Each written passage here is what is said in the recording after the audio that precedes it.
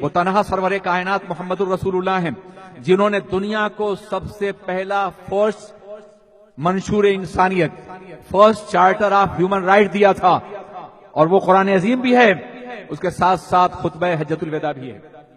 حقوق انسانی کی جتنی شکیں ہیں اس سے کہیں زیادہ ہمارے آقا نے حق دیا ہے، اس لیے ہیومن رائٹس کا دن منانا ہے تو میلاد النبی مناؤ، اس سے بہتر دن کا کوئی تصور نہیں ہو سکتا ہے۔ انسانی حقوق کی عظمتیں سب کے سب میلاد النبی میں پوشیدہ ہیں، ان کے دامن کرم سے پوشیدہ ہیں، ان کی تشریف آوری میں ہیں، ان کی جلوگری کی بنیاد پر ہیں۔ اتنا وقت نہیں کہ انسانی حقوق کے تمام گوشوں کی واضح کی جائے اور یہ بتایا جائے کہ سرکار نے کتنے حقوق عطا فرمائے۔ لوگ یوم نسواں مناتے ہیں، عورتوں کے حقوق کی بات کرتے ہیں، وومن رائٹس کی بات کرتے ہیں، بہت دیر میں تم نے عورتوں کے حقوق کی بات کی ہے، بہت دیر میں تمہیں شعور آیا ہے کہ عورت بھی شعور رکھتی ہے، احساس رکھتی ہے، ورنہ یونان کی سرزمین میں تو یہ فیصلہ ہو رہا تھا، یہ سوچا جا رہا تھا کہ عورت کے اندر احساس بھی ہے یا نہیں، اس قدر کچل دی گئی تھی، اس قدر تباہ کر دی گئی تھی کہ وہ ظلم سہتی تھی اور بول نہیں سکتی تھی، ظلم کرتی تھی اور سیکھ نہیں سکتی تھی، کراہنے تک کی طاقت چھین لی گئی تھی عورت سے، اسے بے حس سمجھا جاتا تھا۔ اب تم نے احساس کرنا شروع کر دیا کہ عورت بھی احساس رکھتی ہے، عورت بھی فیلنگ رکھتی ہے، مگر ذرا سوچو، تم نے 1400 سال کے بعد حقوق نسواں کی بات کی ہے نا، اس عظیم آقا نے، رحمت کائنات نے 1400 سال پہلے عورتوں کو سارے حقوق دیے ہیں جو آج تک نہ تم دے سکے ہو نہ قیامت تک دے سکو گے۔ بیوہ کس عالم میں تھی اس زمانے میں آپ کو اندازہ ہے؟ ہماری سرزمین پر ہندوستان کی اگر شوہر مر جاتا تو بیوہ کو زبردستی اس کی چتا پہ جلنا پڑتا تھا۔ آج شادی ہوئی، آج شوہر مر گیا ہے، دلہن بنا کے بیوہ کو اس کی چتا پہ لکڑی کے اوپر بٹھا دیا تھا، آگ لگائی جاتی تھی اور شوہر بھی جلتا تھا، مردہ شوہر، اور زندہ بیوہ بھی جلتی تھی۔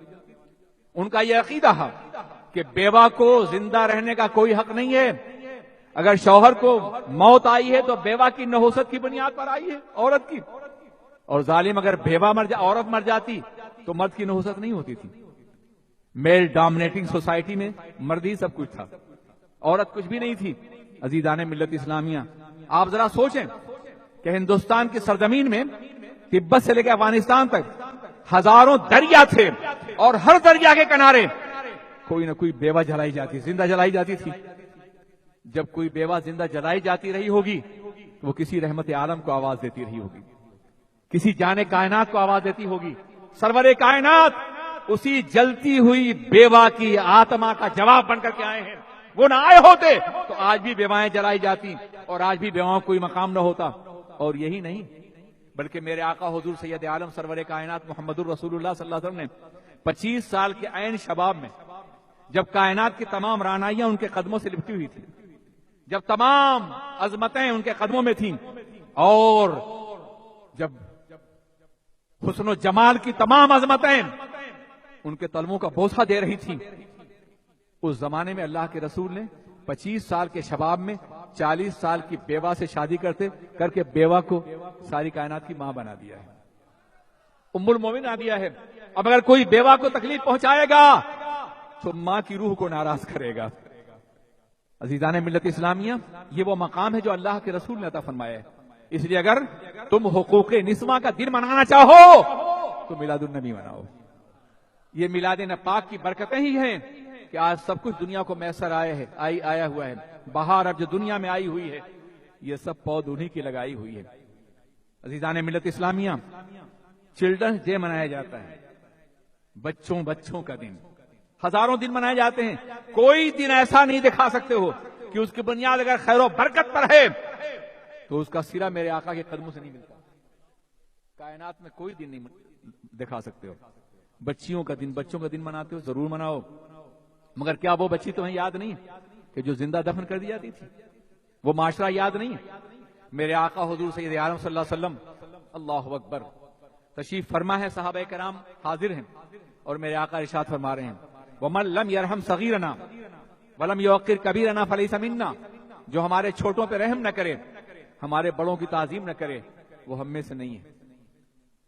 جو چھوٹوں پہ رحم نہ کرے، وہ بچیوں کو دفن کرنے والا زمانہ تھا، مگر سرکار نے ان کو اتنا اونچا مقام دیا کہ ایک بچی جب یتیم ہوتی ہے تو ہر آغوش کھل جاتی ہے اس کے لیے، ہر دامن پھیل جاتا ہے اس کے لیے۔ یہ رحمت عالم کا بخشا ہوا نظام تھا۔ اس لیے اگر چلڈرن ڈے منانا ہے تو میلاد النبی مناؤ۔ ان سے پہلے بچوں سے محبت کرنے کوئی کانسیپٹ نہیں تھا۔ عزیزان ملت اسلامیہ، یوم مزدور منایا جاتا ہے۔ مزدور کا دن مئی میں شکاگو کے مزدوروں نے انقلاب برپا کرنے کی کوشش کی، اپنے حقوق کے لیے جنگ کی، اور پھر انہیں کچھ حق مل گیا۔ لیکن آج بھی مزدور کو کوئی حق نہیں، آج بھی مزدوروں کا نعرہ لگانے والے مزدوروں کو کوئی حق نہیں دے سکے۔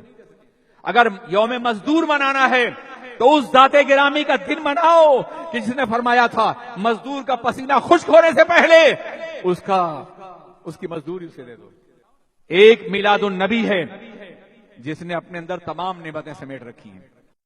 SDI چینل کو سبسکرائب کریں اور بیل بٹن پر کلک کریں تاکہ آپ کو سب سے پہلے ہمارے نئے ویڈیوز اور لائیو اجتماع کے لنک ملے۔